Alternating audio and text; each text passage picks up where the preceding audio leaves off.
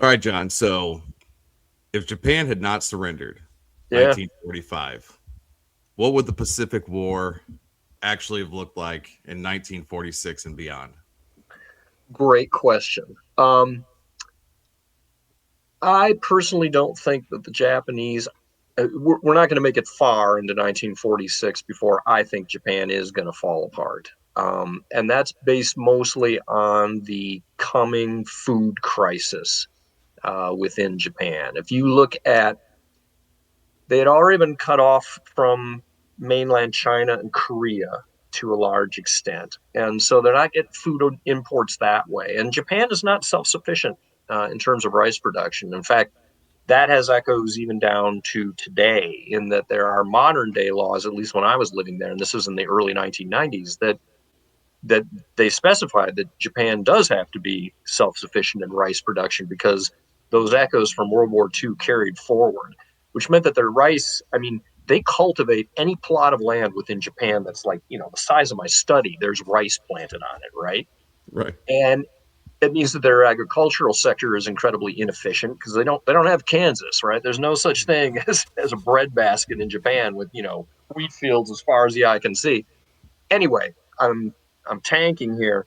Um, Japan was cut off. Their intra-island transportation network had been largely destroyed. Japan is kind of a weird place in that they use these little, tramp freighters and sampans and that kind of stuff to move food around as well. And so once all of that stuff got shellacked, that meant that a lot of that distribution network was in tatters. The other thing is that the railroad lines within Japan, likewise, they've got a few big trunk lines that move north to south. They go through a lot of tunnels. And the Allies were aware of this, of course, and we were within weeks of, once we burned all the cities down, what are we going to do next? We're going to go after those tunnels and, chop the railroads up. Once that happens, their food distribution system collapses. And that means that the big urban areas, a lot of those people there are going to starve to death. And in fact, we being MacArthur, saved Japan from starvation during 1946. He basically got on the phone back to the U.S. and said, we've just gotten done hanging people in Germany for food crimes in the Nuremberg trials. We can't very well turn around and do that to the Japanese people that we've just conquered here. And, so we've moved in something ridiculous. Like, I can't even remember how many millions of tons of food that we moved into Japan. And that accounted for a significant portion of the caloric intake of a lot of the city dwellers, particularly in Tokyo. So if the war continues, I think that the Japanese are going to have to throw in the towel probably within the first 3 months or so of 1946 because the people are going to be starving. They're just like, this is just not happening.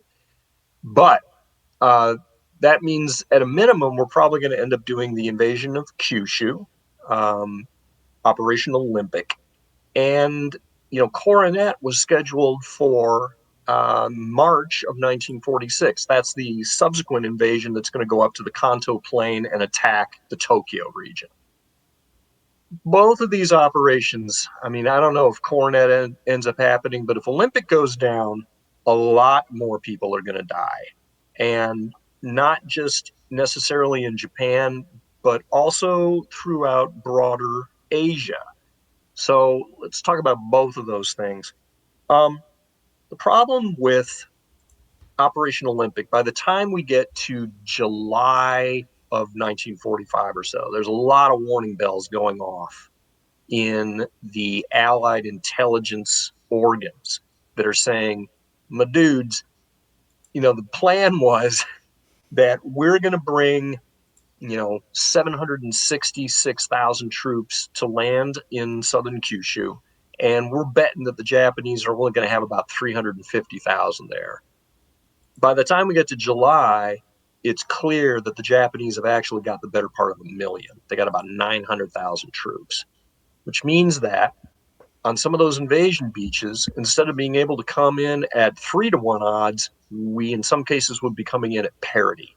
And as I'm sure parity during an amphibious operation is not a recipe for success. So the result of that is going to be that I don't think that the Americans are going to be able to consolidate their objectives in southern Kyushu as quickly as they think they're going to. I think there's going to be enormous civilian casualties within the Japanese. There are about 11 million people that live down in Kyushu at that time. Even if you only think that there's 5 or 6 million in the combat areas, look at the metrics for what percentage of the Japanese civilian population was killed in both Saipan and Okinawa. It's somewhere between a third and a half. Jesus, right? The other thing to think about too is that when we look at these things, we tend to overfocus on what's going to happen in terms of American casualties and Japanese casualties. But the majority of the dying that is going on in Southeast Asia at this point in the war is actually taking place in three other portions of Asia: China, Vietnam, and Java. China, there's just been this there's a war going on. There's been a war going on since 37, right? Right. And there's still a hell of a lot of killing going on there. There's probably about 250,000 Chinese dying every month. There are now two massive famines that are also occurring in northern Vietnam in the Tonkin region, and an even bigger one is happening in Java because the whole transportation network in that neck of the woods has fallen apart, and the Japanese army is still in control of those areas, and they are hoarding all the food, and so civilians are starving en masse. Same thing is kind of happening in the Philippines too. So every month this war goes on, probably about 400,000 to 500,000 people outside of Japan are dying every month. Yeah, isn't that lovely? Ah, man. Yeah, It's interesting because it brings it back to from last February. Now, you speaking about the food crisis. So you made a great point, and I was actually going to ask on that, talking about at minimum Kyushu. yeah. So in theory, then would you be able to say that we wouldn't maybe even need to invade mainland Japan Yeah. because of the food crisis, like you said, like 3 months in?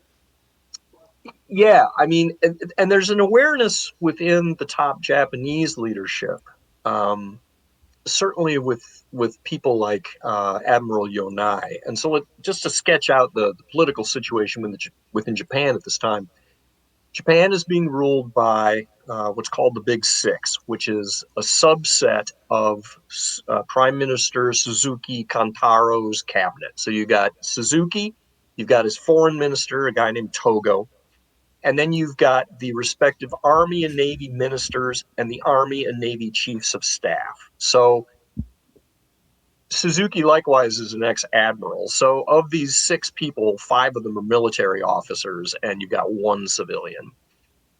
The Army guys, both Anami, who's the Army minister, and his chief of staff, Umezu, are just hardline, never surrender. We're not going to give up under any sort of circumstances. It's kind of the peace camp within that cabinet is really the foreign minister Togo, who's like, we need to be negotiating now because we're just getting waxed, and Yonai, who is the Navy minister. Yonai, when the bombs get dropped, Yonai makes a comment on this is August 11th or so, that he says that the bombs are a godsend, a gift from the heavens, tenyu, he calls them, because it allows us a face-saving way of ending the war without what he refers to as the domestic situation getting out of control. And what he means by that is popular unrest that is being driven by the fact that our cities have been reduced to ashes and we are starving. So, there's definitely an awareness within some members of the uppity ups that, a popular revolution, maybe a communist revolution, which they're terrified of, something like that could go down. So, insofar as that condition still pertains, yeah, it's possible that we didn't need to invade. We could have just starved them out. But again, a blockade means that we're going to take multiple months, probably again until the spring of 1946.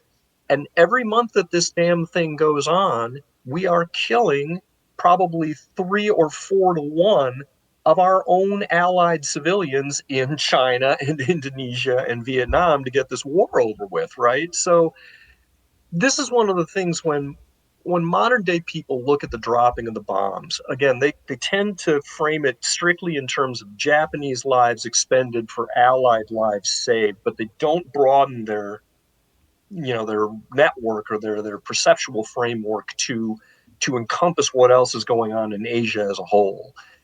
And so, yeah, the atomic bombs were terrible, but I submit that dying by starvation is no worse than dying by radiation sickness. In fact, it may be worse because it's longer. And I further submit that the life of a child in China is worth as much as the life of a child in Hiroshima. And so we need to be looking for war termination options that are as least wasteful of anybody's lives as possible. And so, as horrible as the bombs were, rips the band aid off. It gets the thing over now, and we don't have to go through an invasion, and we don't have to end up killing millions of other people out, in other places in Asia. Yeah, that would have been attrition on a whole other level. Holy Moses. Yeah. Man, that would have been bad. Yeah. Way worse. Well, and so I've led tours in and around Kagoshima. I do tours for the National World War II Museum, and we go down to Kagoshima, which is one of the areas that would have been invaded in Kyushu if we had decided to do this. The terrain down there is brutal. Japan is mountainous just to begin with. And so if you look at a map of where the landing beaches are, scattered around various places in southern Kyushu, of course you're going to have to take all of those beachheads and eventually, meld them into some sort of a contiguous line. We can't just leave the Japanese up in the hills there, right? Which means that you're going to be fighting over these mountain passes. They're not super high. You're only talking a couple, 300, 400 feet, maybe 1,000 feet or something like that. But it's really, really narrow stuff. It's one of those sort of terrain features where, a Japanese company could hold up, a regiment for, a week or two. It's that kind of terrain. So any notion that this was going to be a war of maneuver, yeah, I mean, just look, you can just see on the map there, there's a lot of mountainous terrain. That's what Kyushu is like. So it's going to be very difficult to use our advantages, which are maneuver and firepower, to our advantage in this sort of an environment. I think that MacArthur was making pretty rosy, prognostications. Oh, it's going to be like Lausanne. No, it ain't, dude. There are not big plains there like you see, that large coastal plain that works down from Lingayen Gulf down towards Manila. There's no features like that really within Kyushu proper. It was going to be a bear. You brought up the bombs and something I was thinking about earlier today. What would you say people would think or people would say had we not dropped the bombs? And subsequently, later, obviously, we found out that we had them. Right. Yeah, I mean, that's just from a political standpoint, a domestic political standpoint, it's a complete non-starter. I mean, think about if you are Truman, and as you say, I've got to face up to the mothers and the wives and the sisters and the fathers of hundreds of thousands of Americans who probably would have ended up dead as a result of that invasion. How do I look in the eye and say, well, we had this weapon, but it seemed really icky, and we didn't feel good about using it. I mean, it's just it's just ludicrous. So when people talk about the decision to drop the bomb, there really wasn't a decision to drop the bomb. It would have been a decision not to drop the bomb. And if you look at sort of the deliberations, which are still kind of hazy, I mean, I haven't gone into the meeting minutes myself, but James Scott, you may know him. He's working on a new book on this very topic. And it's unclear when the actual decision is made to drop the bomb. It's right before the Potsdam conference that goes down outside Berlin at the end of the after the end of the war in Europe. But just given the fact that we have plunked down $2.2 billion to build this weapon and another $3.7 billion to build the delivery system for that weapon, namely the B-29 bomber, there is a lot of what you might call bureaucratic inertia behind this thing at this point.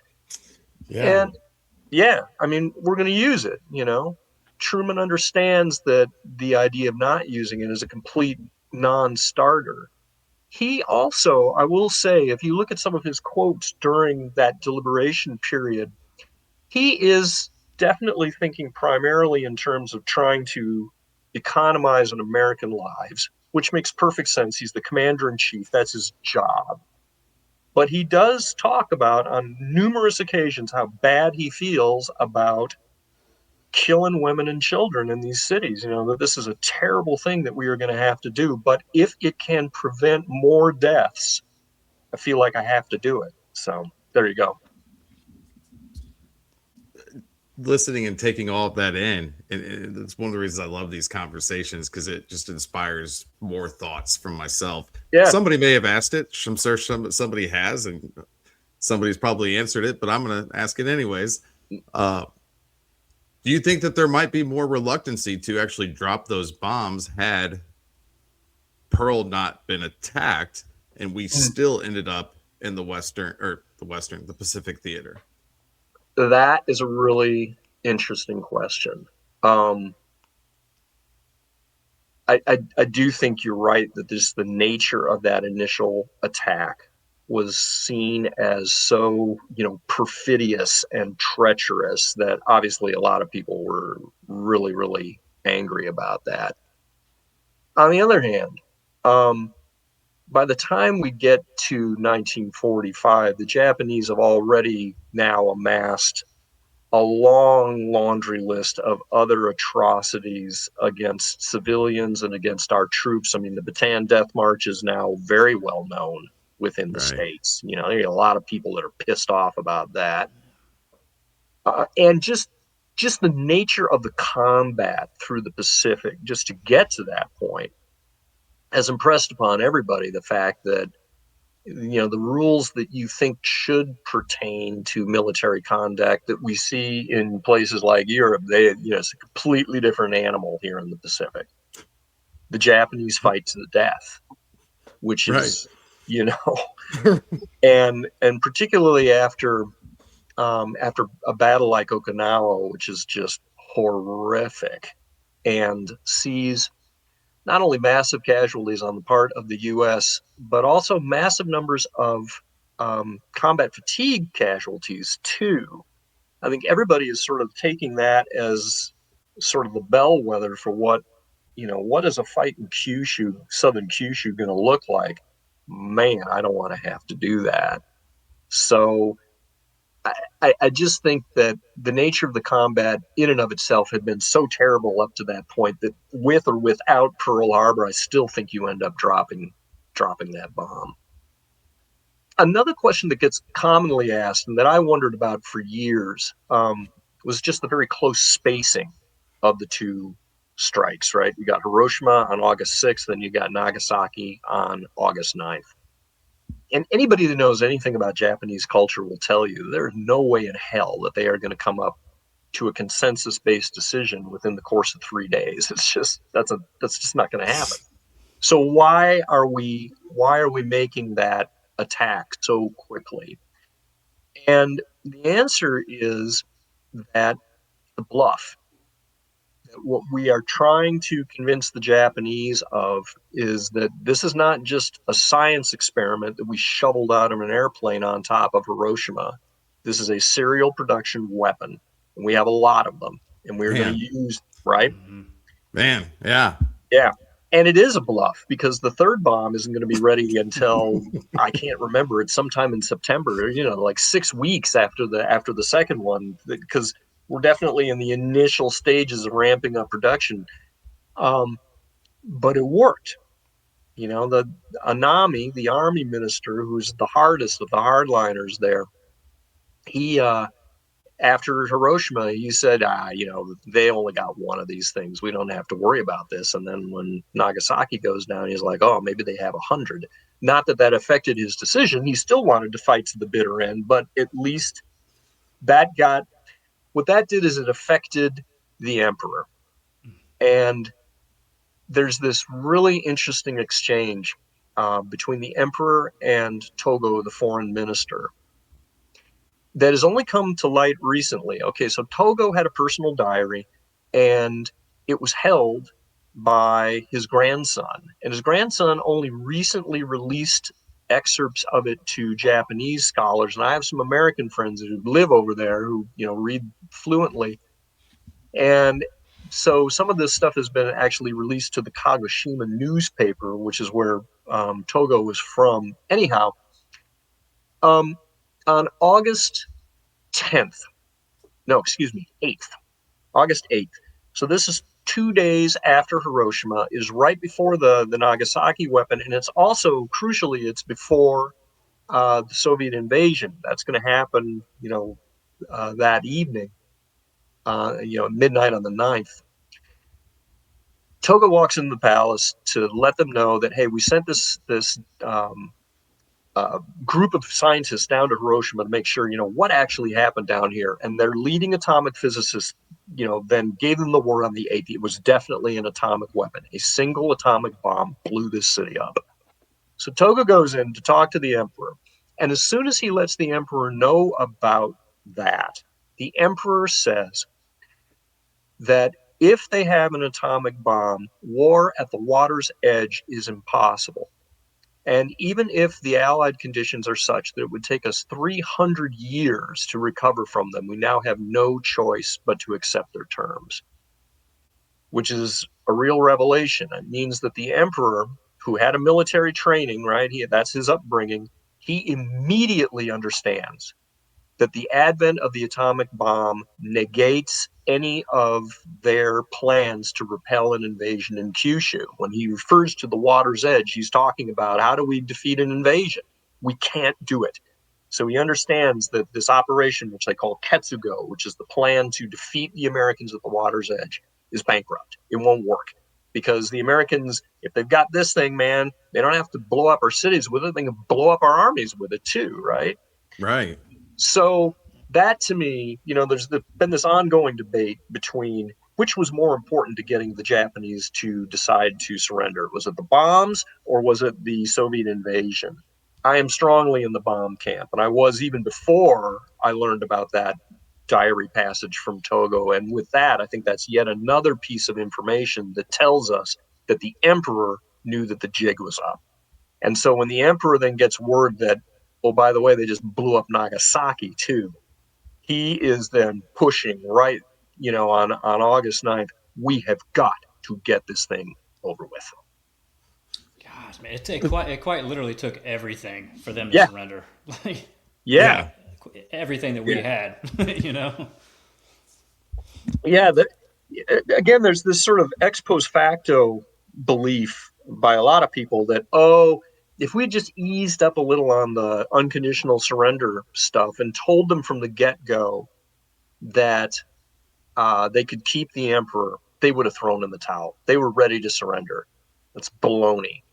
Um, there's this fascinating series of diplomatic cables that go back and forth between Moscow and Tokyo at this time. So before that Soviet invasion, so now we're talking, this is the middle of July that this is all going down.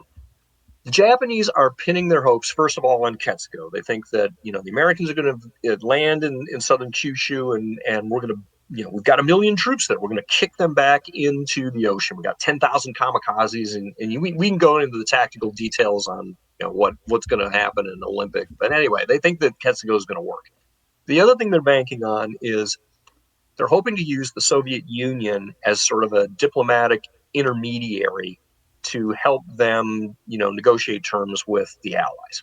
And so their ambassador in Moscow is a guy named Sato. Sato is a very experienced, seasoned hand. He is a former minister himself in foreign minister in previous governments. So this guy's been around the block. He knows what he's going to do.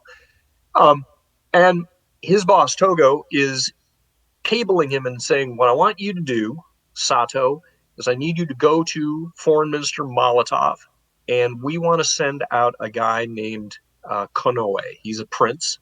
He too, Konoe had been a prime minister in 3 separate administrations. He's a big shot. He comes.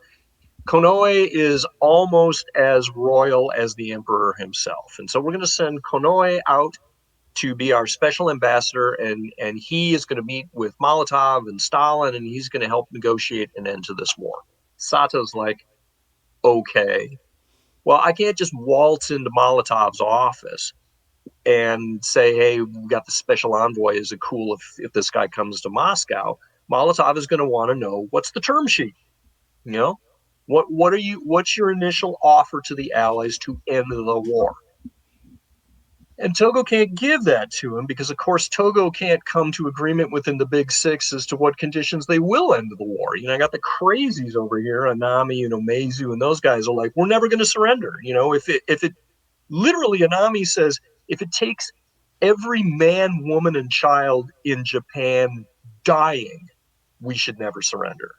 Okay, so Togo tells Sato, "Don't worry about the terms. Just get permission from Molotov to make this happen." Eventually, Sato comes back on the 21st of July, is the 18th of July, and says, "You are being totally unrealistic.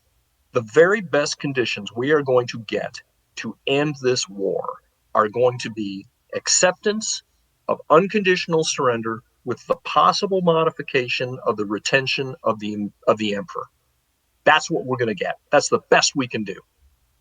When he sends that back to Togo, Togo on the 21st cables back and says, "Unconditional surrender is absolutely unacceptable, and we won't even discuss it." And I point this out for a couple of reasons. We are reading all of this message traffic. Okay, the Allies have broken Japan's diplomatic codes years ago, and we have thousands of intelligence analysts that are working this particular intel stream. And in many cases, we are reading these messages quicker than the Japanese are decoding them themselves. So, all of this exchange between Togo and Sato is making it into the magic daily summary that is going to all of the senior decision makers within the Americans. And so right there, in plain language, it's clear that the Americans understand they're not playing ball, and conditional surrender is a no-go as far as they're concerned. And so to anyone who would say that, oh, they were ready to throw in the towel, it's nonsense. What's fascinating about that exchange, though, is that Sato precisely predicts the terms that Japan ultimately will accept, but they are only going to accept those terms after we drop 2 bombs on them and the Soviets come into the war. So, yeah. Another kind of question I had lined up, and I feel like it got covered from the Japanese perspective on everything that you said. So that's always awesome. Like that's what we always say in the Marine Corps, right? Hold all questions to the end, because most likely you're going to get your answers before.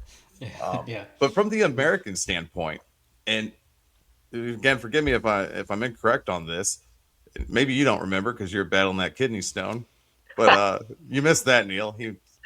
Oh man, that's why he wasn't with us last February in Fredericksburg. That's why I taped my address to you. Yeah, because I had these horrible kidney stone attack. Yeah, so I filmed that thing within like a 34-minute gap between when I was groveling on the floor here in agony and groveling on the floor here in agony a second time.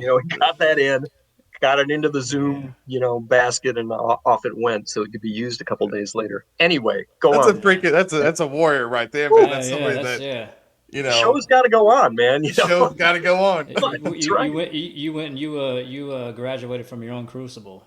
Yeah, yeah, they're bad. They are bad. They are. I'm glad they passed, man. Yeah. Anyway, but go on, Mike. I want to say that maybe again there was 4 parts of it, so I'm pretty confident that it was maybe you talking about Germany ended, and there was just kind of this fatigue going on in the Oh United yeah. States about the war carrying on. And so, at what point does winning stop, Right. like meaning victory, and start meaning survival? And it sounds like the Japanese were very close, but were the Yeah. Americans, were we ever close to that point? That is a fascinating question, and that's something that I've mulled on, and people like Rich Frank and James Scott. We've talked about this. Um,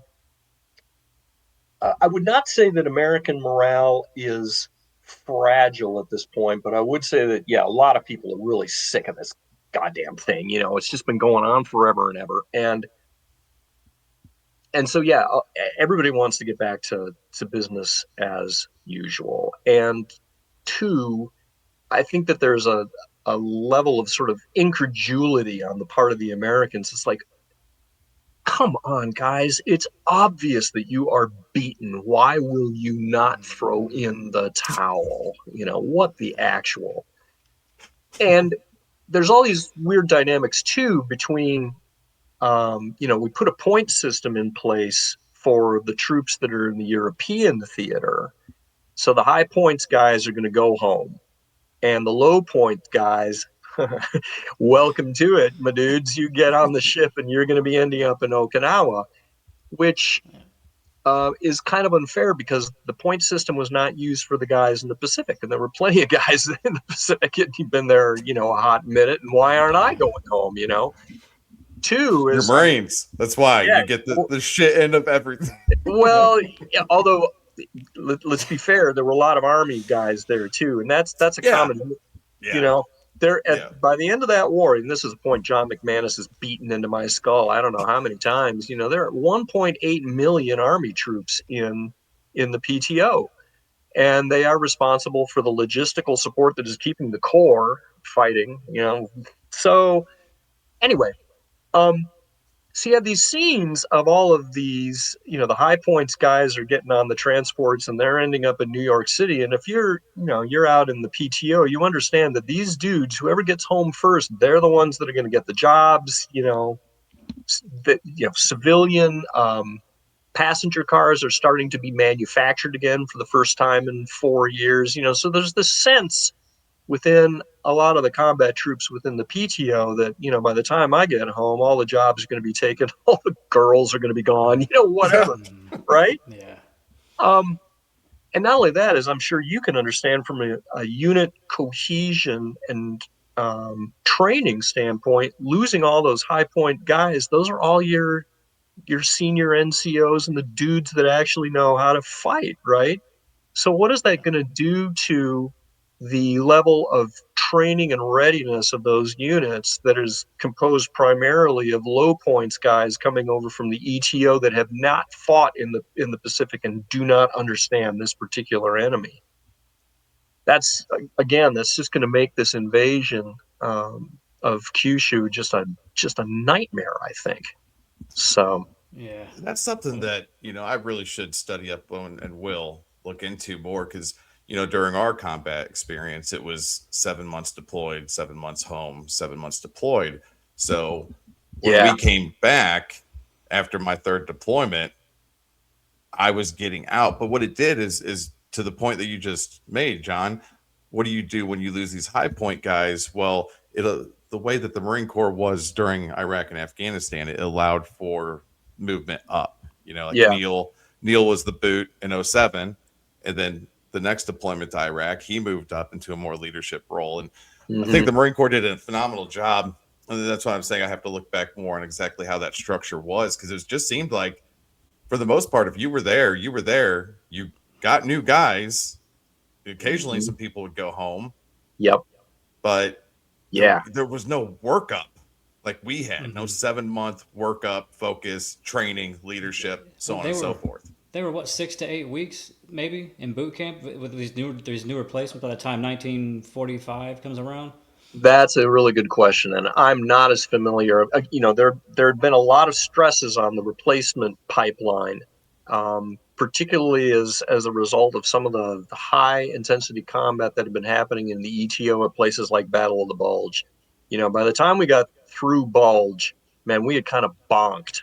on manpower. And, we were having to up the recruitment rates seriously. And yeah, my sense is that a lot of the new boots ended up in combat in the ETO well before they were ready for that. You get a lot of accounts of places like Hurtgen Forest and that kind of stuff that I got these people coming into combat. They don't know what the hell they're doing. Mm-hmm. So I cannot imagine that would not have been sort of a similar story out in the PTO as well, that you've got people that are coming in that are just not well enough trained for this. And again, particularly in a combat environment where you've got an enemy that is fanatical, and it's going to be doubly complicated by the fact that the Japanese Diet had passed a law that made every able-bodied woman from the age of like 17 to 45 and every able-bodied male from like 14 to 60, all of those people were now considered official auxiliaries. But, the Japanese did not have the resources at that point to properly arm these people or put them in uniform, which means that if you are now fighting in southern Kyushu and you see a woman charging out of a house in a kimono, what do you do? Has she got a grenade under that kimono? And there were instances of that kind of behavior on Okinawa, in a lot of cases under duress. The Japanese army was forcing civilians at gunpoint, to act as shields and to. So, dear God, I mean, and that is one of the reasons for the high level of PTSD casualties within the Okinawan campaign, because it was just such a slaughterhouse and we're killing so many civilians that, guys are just falling apart, and you can't blame them, right?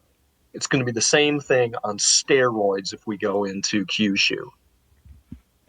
Such a It's tragic, so Oh tragic. man, yeah, Human shields, and they may be as innocent as a child. And yep, it yep, says, I think even our ROE said it, man. If some fanatical asshole is taking a civilian, and using them as a human shield, you have the right to engage that human shield as well. yeah, If it means you know right, doing the job. right, It's yes, terrible. it's terrible. Um, it's fascinating. Okay, so this tour that I lead for the World War II Museum, we go to 4 places in Japan. We start in Tokyo, then we go down to Hiroshima, then we do the kamikaze bases in Kagoshima, and then we go down to Okinawa, and that's where we end. The first museum that we take them to is the Yushikan Museum in Tokyo, which is attached to the Yasukuni Shrine. And it is this hard right revisionist interpretational slant that basically, I mean, no lie, Japan was pushed into war by the aggressive Allied powers. We were striving for peace, but our diplomatic efforts were rebuffed by the Americans who wanted war. And I mean, it's when we come out of that museum, a number of my guests, this happens every time. I've been there 4 or 5 times, and their heads just, what? I can imagine. Yeah. Yeah, Yeah, yeah. they just blow a gasket, and I'm like, well, here's the deal, man. My friend, it's a private museum supported on private donations, and they can say whatever the heck they want to say. We got a museum in Kentucky in the shape of an arc. They can say what they want to say. It's the same deal, right? Same thing. Yeah. Yeah. By the time we get down to Okinawa, that interpretational spin has changed 180, because, of course, the Okinawans were the only Japanese civilians, other than the ones on Saipan, that were subjected to an American invasion. And in their peace museum, they have an entire room talking about the ways that the Imperial Army failed them. And, basically saying the orders from Imperial General Headquarters that basically shanghaied our children and civilians into uniform were illegal and immoral. and the Imperial Army should have been protecting the people of Okinawa, and instead they oppressed them, in many cases murdered them, okay, which would make the Yushikan people's heads explode too. There's this one fascinating exhibit. You go into it and you're in the interior of a cave, and there are just lots of caves all over Okinawa, and of course the civilians use those caves to shelter in.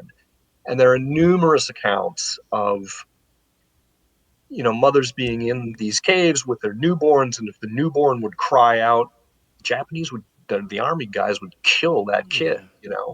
And so in this diorama, you see this mother with her infant. She's surrounded with other family members, and she's trying to keep the infant quiet. And over her shoulder, standing directly behind her, is a Japanese soldier with his Arisaka, glowering down at her. I mean, there's no mistaking the body language here.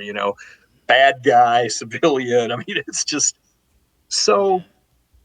That I think is just really interesting, in that the Okinawan people, I think, have a much more clear-eyed appreciation for what it was like to have to operate under the Imperial Army, even as a nominally Japanese civilian. Man, they were a brutal army. They were terrible to everyone. They were terrible to their own people. They were terrible to their own soldiers. And yeah, again, we're just going to get that by a factor of 10 if we end up in Kyushu fighting there. It's just going to be awful. Yeah. That's how, I So mean, something we kind of like talked about a little bit before we started recording, right? Did the Americans even have to go to war with Japan beyond the defense of Hawaii? Well, and this gets into the shape of Anglo-American strategy during the early part of the war, and that's what I've been writing about in this book that I've been working on. Yeah, Um, 1942. Can it be pre-ordered? yes, it can actually. Okay, we'll put the link, and also just heads up, he didn't make a Marine version. It's like 1,200 pages long. So look at this thing, Neil. Look at this damn book. whoa. It's like Wow. Oh, wow. Yeah, it's a honker. Yeah. yeah. Are there Wow. pictures? Oh, tons of pictures. Yeah. Oh yeah, yeah, It's yeah. it's for Oh. Mike. Yeah, for Mike and me. Okay. Yeah. There we go. Right. Yeah. Right. I'll be able to get something out of it. Wow, man. That's incredible. It's a honker. Well, I was very lucky in that Oxford is my publisher, and they do big books. Yeah. Most of the places wouldn't even touch a book like this, and it's a big subject. I'm talking about basically how did the Allies turn around their train wrecks in World War II. So, in order to talk about that, you got to look at the whole war. You can't just focus on one theater. I'm looking at PTO, ETO, Eastern Front, strategic bombing, Battle of the Atlantic, the whole schmear, because you can't really understand it without understanding the interconnections between those various theaters. Anyway, back to your question. We go into this war, and the whole strategy is Germany first, right? We are going to stand on the defensive in the Pacific initially, and we're going to defeat Germany. And once Germany is defeated, then we will turn and face the Japanese. That's the game plan. And as I was saying, that gets upended in the months of June and July 1942. What ends up going down is we win at the Battle of Midway.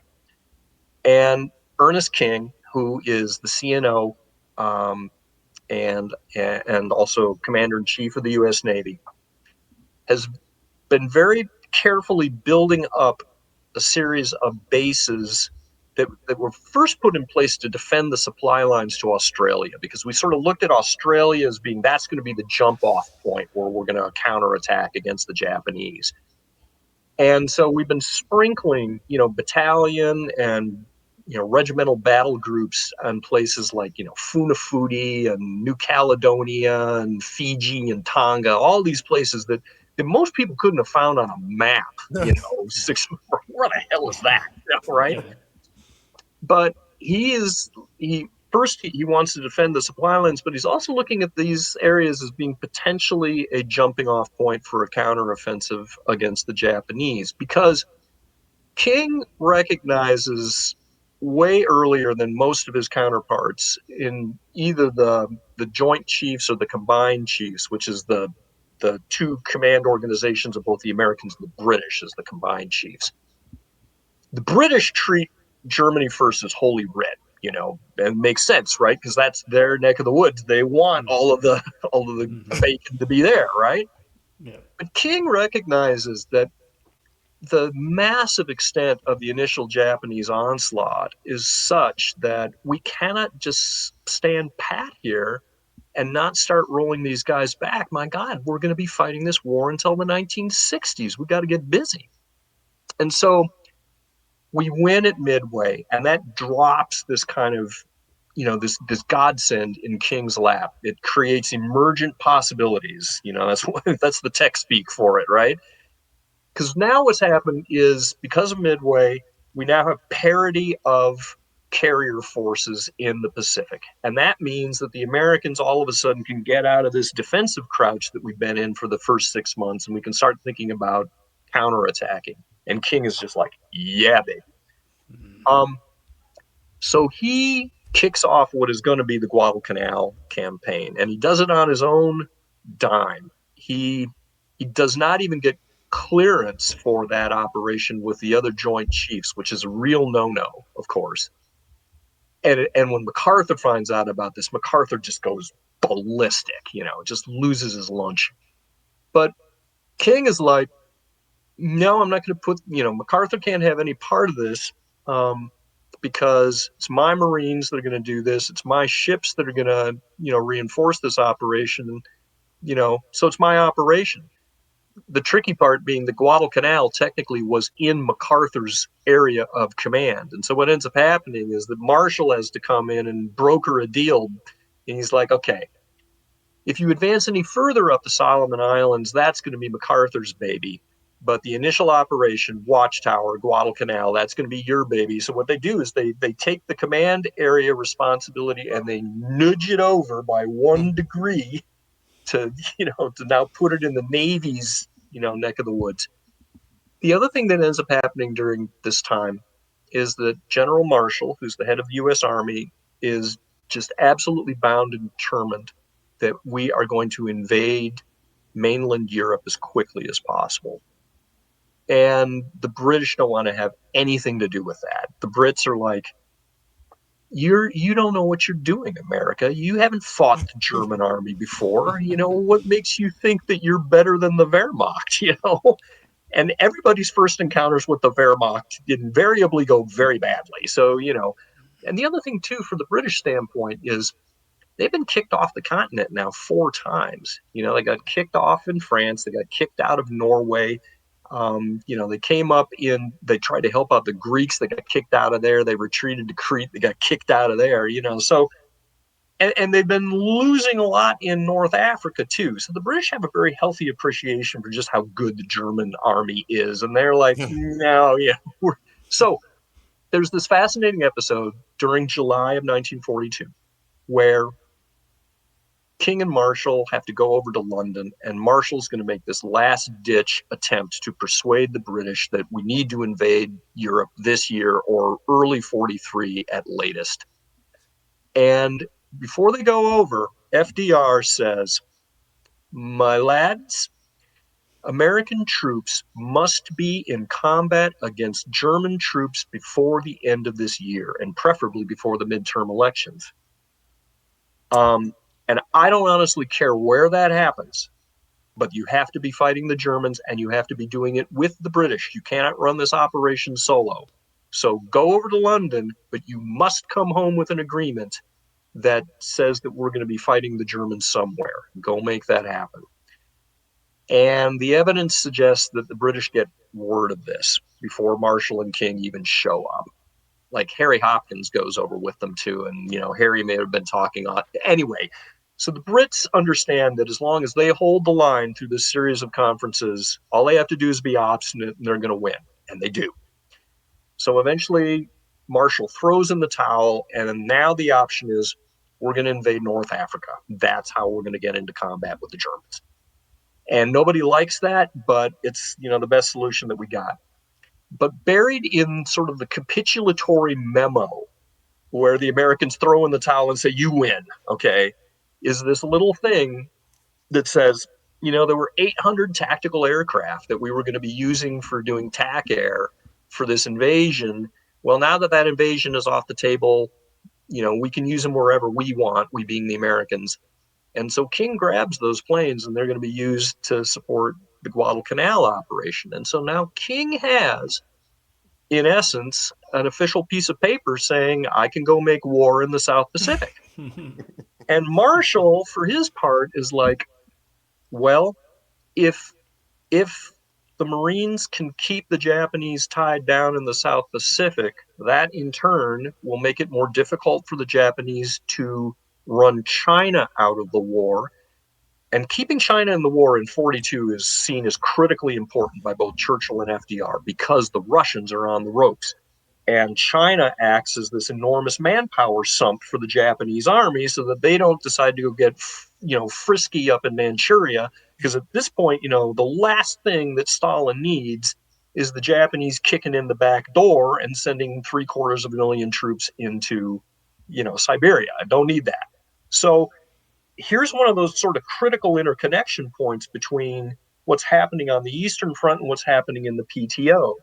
And so Marshall now is kind of grudgingly going along with this Guadalcanal operation because he's looking for any way that he can to keep the Japanese focused over here instead of focused against the Russians. But what that means then is that all of a sudden in about August or so, Sir John Dill, who is the main liaison in Washington, D.C. for the British chiefs, starts complaining to General Marshall, who's a good friend of his. It seems, old boy, that some of your planners are not exactly treating Germany first as the Holy Bible anymore. And Marshall's like, sorry, not sorry. You scotched my invasion, baby, and we had planes. We went over and did this thing.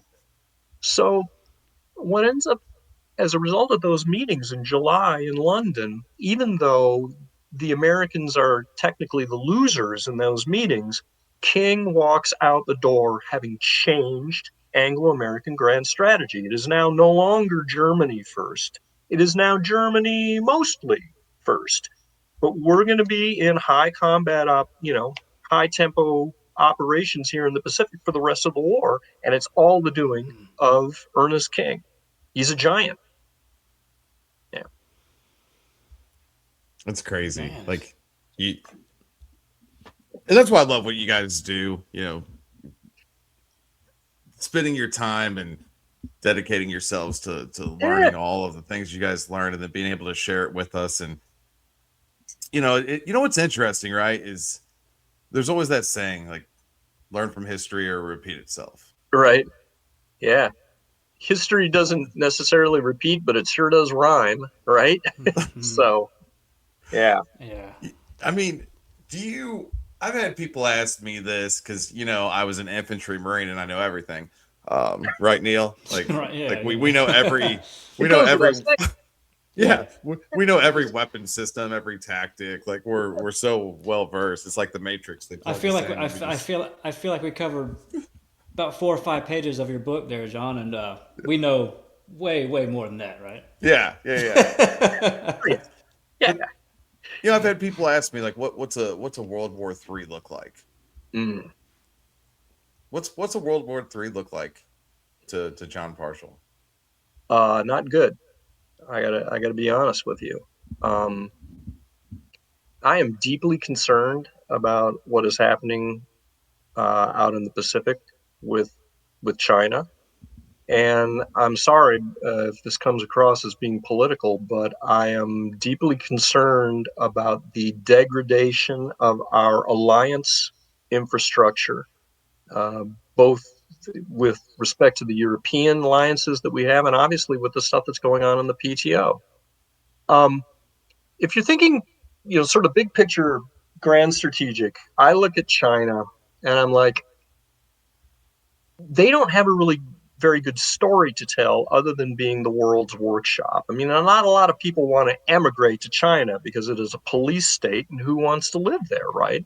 They Right. have a lot of internal problems. Their demographics are upside down.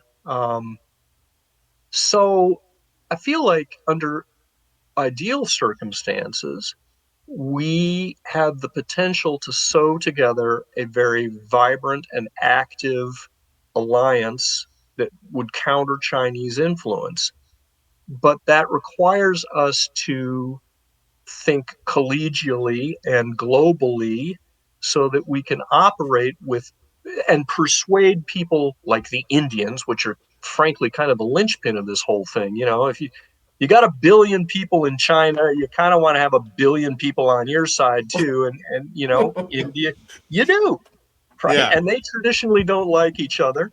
So, but then you look at the impact of tariffs on, relations with India, and it's terrible. And the same thing is true, of course, with other countries like Vietnam and South Korea, and all of those potential wartime partners are also trading partners, and so we're shooting ourselves in the foot when it comes to an alliance building, strategy out there. Two, just from a military standpoint, the thing that made the U.S. so incredible during World War II is just our productive base, right? We could replace our losses, our enemies could not. Yeah. You And we're know, building ships faster than they can sink them, right? who's building ships now, right? Yeah. Royal Uh, Caribbean. yeah, Royal Caribbean, right, right. Cranking those And things out. in terms of strictly military shipbuilding, the Chinese have it all over us at this point. I hate to say Yeah. it, and um, even in commercial shipbuilding, the presence of the Japanese and the South Koreans in an alliance would give us, some significant back capacity. But if we are alienating them through our trade practices, that makes it more difficult to do those sorts of things. The the the importance of Okinawa, I think, is shifting just because Okinawa and Kadena in particular, as you know, has been, the linchpin of our air power within the Western Pacific, but it's too close to China. It'll just get smeared in the event of a Yeah. war with the Chinese, and so that's one of the reasons that we're moving a lot of logistical muscle and back to places like Guam because it's further away and we own it. And it was fascinating. The last couple times I've been out to Peleliu, which is in Palau, which is southeast of the Philippines. We are resurrecting the airbase that was down there. There was a marine construction unit down on that island. We're doing the same thing on Tinian. We're building divert fields and that sort of thing because our strength has always been in lift and logistics. And if we have a whole bunch of divert fields that we can just fly in some C-130 or whatever, sorry, wrong, C-17s, and just instant airfield, boom, we can run ops out of that, and then it's not so good here, pack it all up and roll out. We can play that kind of shell game thing around the perimeter.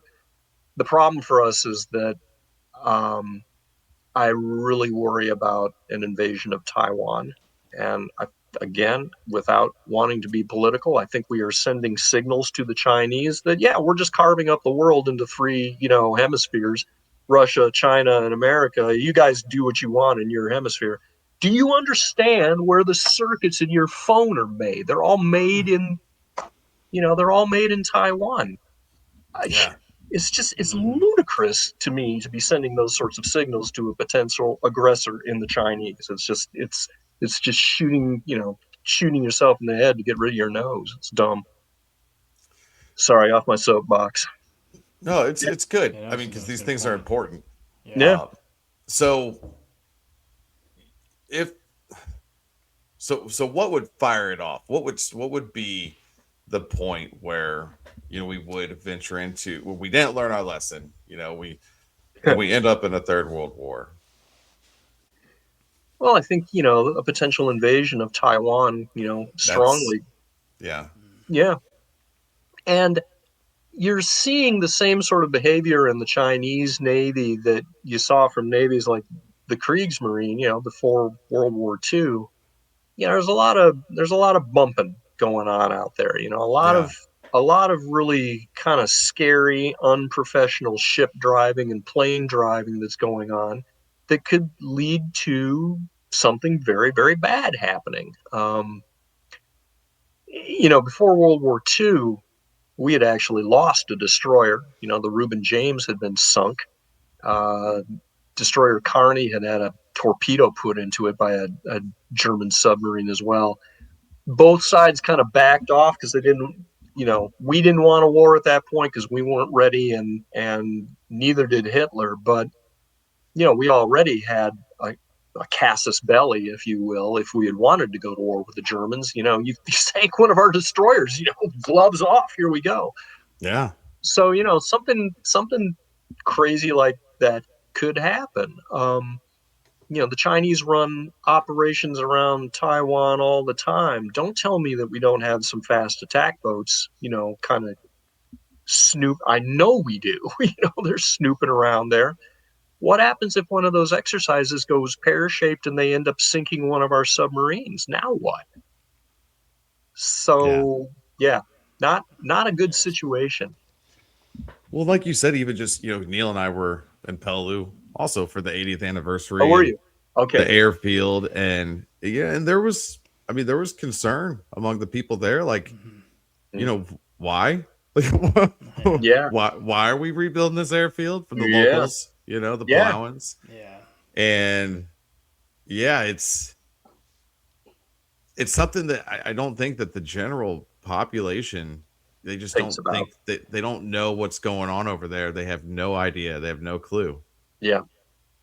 Yeah. It's startling to say the least that the airfield is it's you they can use it now, Yeah. and Yeah. it's got a 11. name and everything, a legendary Yeah. name of that, but Yeah. Yeah. 11,000-foot runway or whatever the hell it is. I mean, it's pretty It's significant. long. It's yeah. 81 years ago or so, they Yep. questioned whether or not it was worth it and what was the point. Yeah. 80 years later, here we are. Here No, we are. man. What It's did you think of crazy. Man. It's an amazing battlefield, though, isn't it? I mean, Oh did my you God. guys? Oh my God. Yeah. Yeah. Yeah. Instantly, I know Mike is the same way. Whenever we got into the ridges, tactics in the brain started to take over. I'm like, oh, how the hell would we do Dude. this? How would we do this? Approach this Dude. today? Yeah. It was And just chaos. yeah. For the sake of our listeners, so the central feature in Peleliu is a place called the Umabrogel Mountains, which is basically a series of coral hills that got shoved up above the water, and they are incredibly steep. And I don't know about you, but the terrain was very confusing. It was very easy to get Oh, turned around there and like, Yeah. where the hell am I? What direction Yeah. am I? Yeah. So if you've got a local guide, you're basically better off. They'll be able to tell you, there's Five Sisters, there's Hill 300. We're groovy here. But yeah, when you walk along the front face of China Wall, which is just absolutely freaking vertical, right? And there's a cave every 20 feet, and there's still dude. artifacts in those caves. Yeah. I just no, from a tactical standpoint, I'm with you. I just look at that, I'm like, good Lord, how did we, make our way through there? It's I mean, just it's horrific. it just kind of just fell into a whole a fire team effort. That's all you could fit in there. Yeah, Like you're just right. 3 or 4 Marines at a time. Right. Go take this cave. That's all. You can't fit a whole squad up here. Right. And then That's do right. what you can. If you can't do anything with it, hopefully we have tanks who can maybe reach in there or get a flamethrower operator up here. Yeah. It's Yeah. it's unimaginable. The tactics that take over for me, I know I was like, man, I can't begin to imagine. I Hmm. mean, we know what it sounds like to be shot at. We've felt explosions in our chests and all that, but the magnitude of what went on there in such a small area Yes. and how dense it is. I mean, Yeah. just the noise from the explosions alone would have rattled your damn brain with all the you're surrounded by all this limestone and coral, Yeah. Good and point. there's nowhere for it to go except for into your head. Like Right. it's Right. the little Yeah. things that nobody really thinks about. It's like that's all I was thinking about, man, when we were Yeah. there. It's like Yeah. this is It's insanity. Yeah. I It's love crazy. like talking with someone like you, and then what's so funny to me is just like what you said about getting in there and being turned around. And I remember saying that to Neil. I'm like, dude, that island, the whole island's 7 by 3 miles, It's but Small. nothing. you get in there and you're like, where the hell am I at? Yeah. Like, Yeah. it's crazy. And then another thing you were saying, I think it was with Tim Gray, when I was like, how did anyone survive this? And I mean, that's, Yeah. it's just, that's how powerful of a place it is, that you and I, who've never met before, and Neil also, Yeah. and we have the exact same like emotional reaction to that place. Yeah. It's horrific, Yeah. but super, super cool too. Yeah. Just the And number of awesome artifacts. people. Yeah. Yeah. Great people. Awesome Yeah. people. Super, Did you super meet nice. Des? Did you get, Yeah. he passed right before we got Right there, so we before we never did got get to there, meet yeah. him. Oh, Yeah. okay. Okay. But we heard so many great things from him, from Scott Gibson and Tim Right. Gray and so many other people. It was quite Yeah. literally. I think it was 2 weeks before we Okay. got there. It was close. Yeah. Yeah. Interesting. Yeah. We always go down to Orange Beach, which is Diane's property, and we set up a catered place down there to bring our guests to, which is just wild that this one woman who lives half the year in Norway, but she's a local, and she owns, all of Orange and White beaches pretty much. Yeah, that place is just crazy. And of course, again, now don't mean to badmouth here, but it is the army that ends up Yeah. Oh kind no. of, So actually, yeah, they had rewind an hour ago when we were discussing that, you had a great flow going to answer the question, but it was something that, you know, I was, we know, and as much as we love the Corps and we love Chesty and all of those things, I mean, let's talk about I Chesty. think it was a mistake, because the Marines wanted to take it, and it was a mistake to keep the Army in reserve. Absolutely. Yeah, Absolutely. so as a Marine, I mean, I have Yeah. no problem saying that. Yeah. But the thing is that we are a small branch. There's only Right. so many of us that can fight Right. a war of attrition. As aggressive Yeah. as we are, and we want There's only to so finish the many job, of us. Yeah. You No, know, I mean, the Corps punches well above its weight during that war, but there's a lot of Army guys there too. For Yeah. me, one of the most impressive sights on that whole island. So you take those rickety stairs up to the top of Five Sisters, and on the top of that hill, so you're standing up there, and again, for the sake of our listeners here, at the time of the battle, of course, there wasn't a blade of grass on this island. Everything had been Yeah. wiped out by napalm and whatever. But when you're up there now, you're looking down on one side on the Wildcat Bowl, and it's all covered with trees, and you're looking down into Death Valley on the other side, and so you're like in this tree house above, this eyrie that is above all of the jungle. And up on the top of that ridge, there is a monument to, I believe it's the 234th Regimental Combat Team, which is a part of the 81st Infantry Division. That they had two regiments there, and that as you saw, the memorial is in the shape of an obelisk, which is Yeah. right. We captured this mother effing hill here, and here's our monument. I just love that thing. yeah, the shape. I Yeah, kind of is. I have real problems with Chesty Puller in that battle. I think he was a moron. I think he had been, I hate to say it, but I feel like he had been promoted beyond his level of capacity. He beat First Marines to pieces by just I can see from your faces that I'm spewing heresy here, but he crushes that regiment with we'll just keep pounding our head against this freaking ridge until and it's very telling, if you go read the official Marine Corps histories of that battle. I mean, Roy Geiger, who's the commanding general of 3rd Amphibious Corps, shows up, on D+3, I believe, and goes to Puller's headquarters. And they say in the Marine histories, it was readily apparent that the regimental commander, i.e. Puller, was just not not understanding what he was up against, and had a completely unwarranted optimism about being able to get this fight over with in another day or two. And then go to divisional headquarters. You got Rupertus. He was a loser. And likewise, Rupertus was just like, no, we can't bring the army in here. We don't need the army. It's all going to be over another day. This fight is going to go for another freaking month, dude. Yeah. Just anyway, I just And no, it's. I mean, it is very fair because that's what happened. I mean, I think with the first Marines, they suffered well over 70% casualties it's by the time horrific. they were pulled off the line for good. And I They're and I reps. and I, and I watched uh,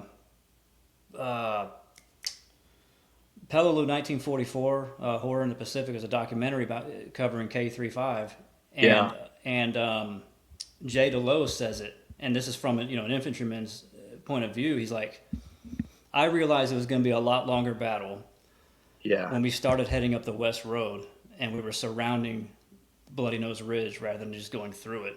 So they were yeah. essentially they're going to Cut it off. cordon off the entire ridge system, and they're going to move in that way. Yeah. Well, It, and it's just crazy. I Well, mean, we've both been with infantry companies and infantry battalions, and I mean, dude, just imagine being there with like 3-6.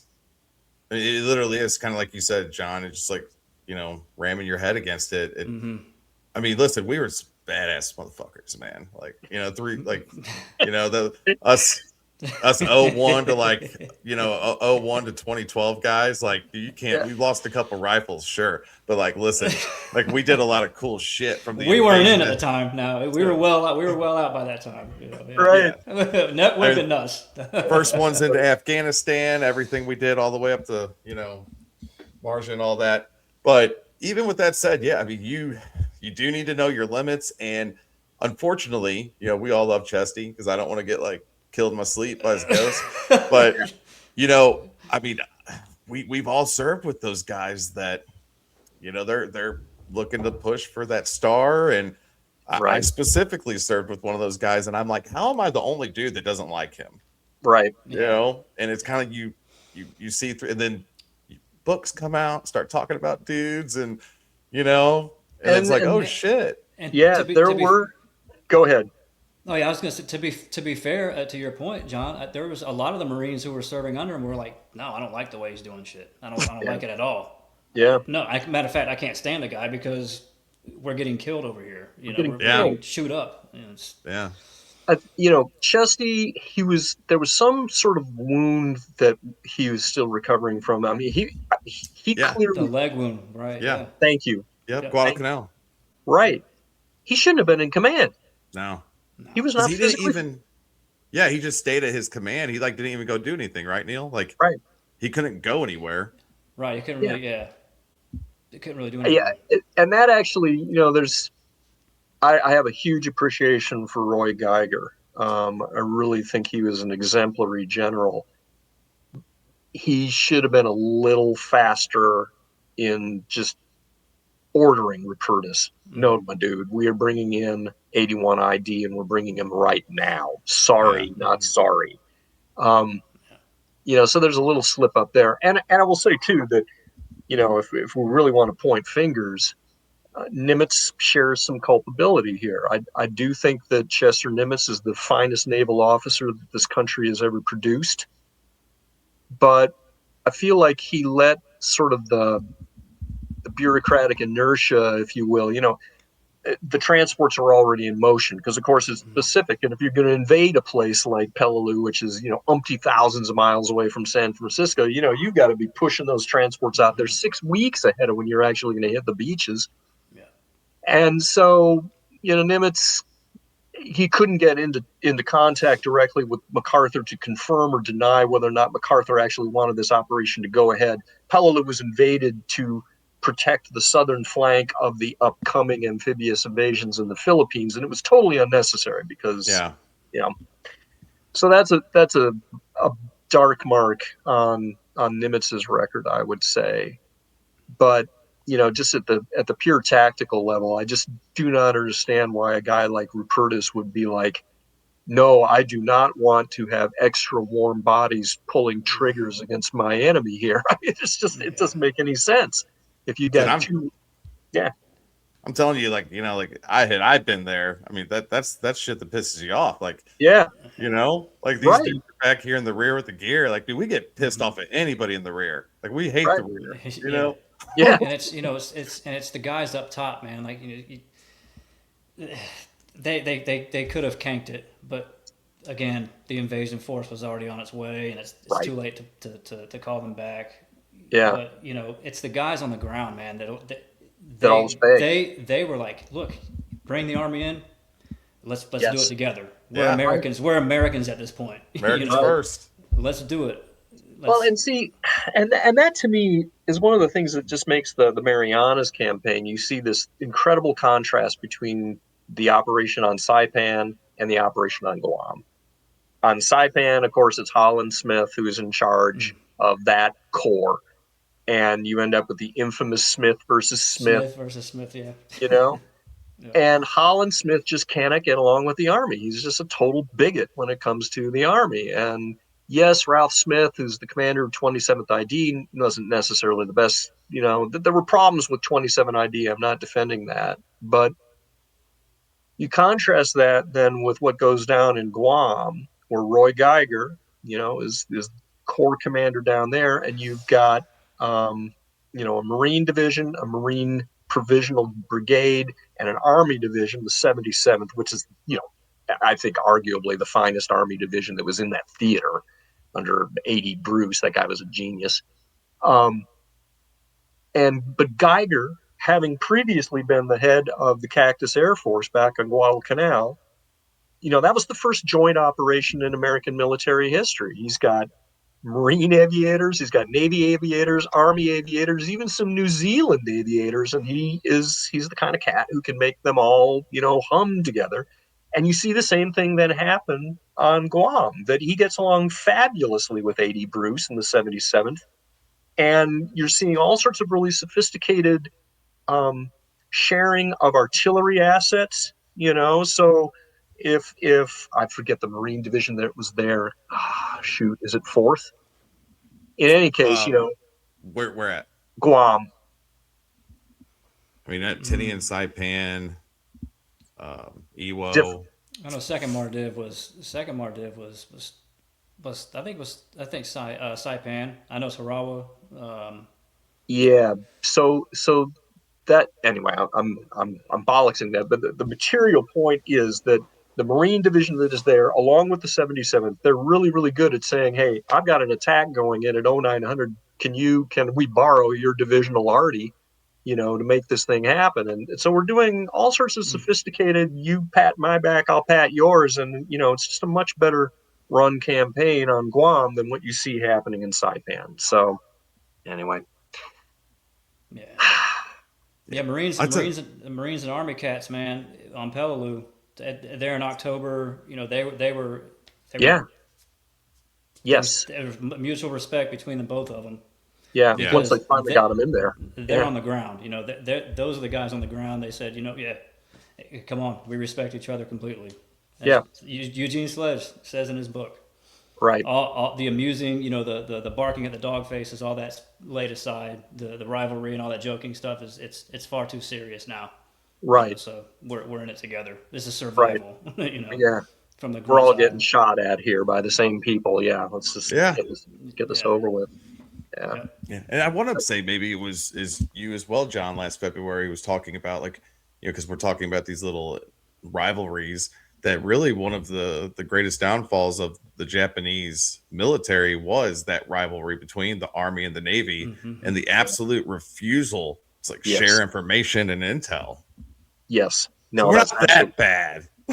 Yeah. Oh, We're not that bad. no, actually, that's a really good point to bring out. That for all that there's bitching and kvetching between the Army and the Marine Corps, it was at its root a functional relationship. Yeah, And meanwhile, on the Japanese side, just gothically dysfunctional between the Army and the Navy. yeah, Um, so many different imperial conferences during the course of that war where they're supposed to be coming to agreement as to what strategy is going to be, and the end result of those conferences would be both of them saying we agree to continue doing what we both want to do, which is completely opposite kind of things. Like the Army is like, yeah, we're going to run this big offensive here in Burma and try to invade India, which the Navy just thinks is asinine. And so that's happening in 44. And the first book I wrote was on the Battle of Midway. Same thing there. When Yamamoto rams the idea of doing this operation at Midway down the throats of his bosses in Tokyo at naval headquarters up there, now it becomes the Navy's job to try to sell this operation to the Imperial Army. And the Army is like, we do not want to go out to Midway because we know that what Yamamoto really wants to do is, first you're going to land in Midway, and then you're going to start moving down the chain of the Hawaiian Islands. Now you want to invade Oahu. That's really the end game here, isn't it? And it was. So what ends up changing that, of course, is the Doolittle raid. And the Doolittle raid comes in, even though the Army is completely stonewalled the Navy and said, we're not even going to give you any troops for this operation. You're going to have to use your own, special naval landing forces dudes to make that happen.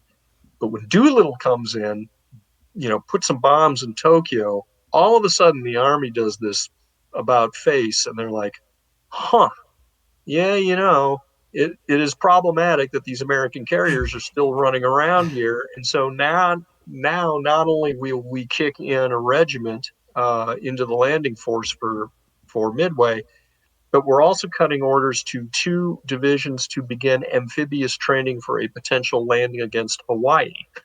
So, but again, that's just a completely bass-ackwards way of coming up to strategy. They couldn't agree until the enemy actually bombed them, and then like, oh, okay, I guess you're right after all. Yeah. It's nutty, just nutty. So, well, anyway. I'm incredibly thankful for, beyond your time here with us tonight, just your, the life that you have led, and being a whatever that is, being, curator of this knowledge and this information. And it's so damn important, and I just don't think that people realize how important it is what people like yourself and Dave and Steve and just everyone who's in the community of preserving history is just so damn important. So thank you for that. And then likewise, thank you for coming on and sharing it with our audience of, we don't even know, man. TikTok. I'm fucking, I'm thinking about making some clips about us talking shit about Chesty and just throwing it out there on TikTok to see what happens. Although I don't, I'd rather you get murdered in your sleep than me get murdered in mine. So anyway, but yeah, go ahead, knock yourself out. Yeah, it's seriously, truly a pleasure, and we appreciate you coming on and spending your time with us. Yeah, it's been great. Thanks. Man, I'm glad my computer came up for me, man, because this was awesome. It was amazing. Yeah. It was outstanding. Excellent. I'd have hated to miss this one. You know what I mean? No. Likewise. And happy to come back and jaw anytime. So we'll have to. There's so much, and there's we will for sure. So I'd love to. So for everybody out there that's joined us, thank you guys so much. We love you all. And until next time, Semper Fi.